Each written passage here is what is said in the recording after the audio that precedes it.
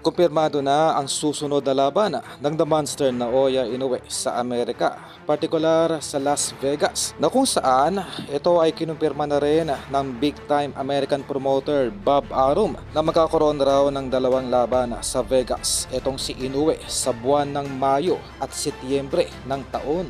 At kasabay ng malaking balitang ito ay motivated ngayon ang bigating matchmaker na si Sean Gibbons. Nagawa ng matchup sa lalong madaling panahon itong nasabing hapon na si Inoue sa mga nasabing petsa.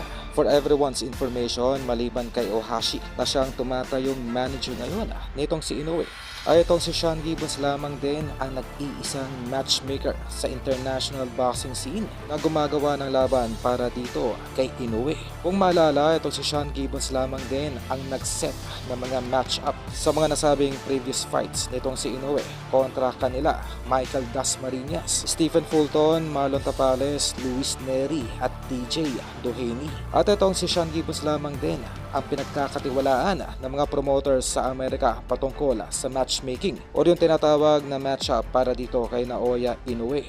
Kaya ganun na lamang ang pagsusumamo nitong si Sean Gibbons na makuha muli itong si Cuadro Alas sa ilalim ng Manny Pacquiao promotion upang tuluyan na may kasa ang super mega fight ng dalawa sa Amerika.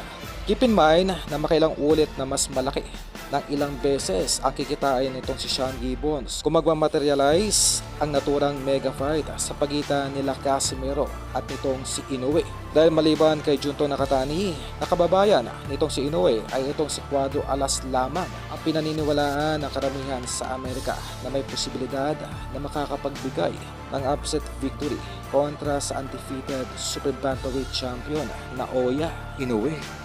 You're not monster. You are Japanese tortor. Mother... Motherfucker!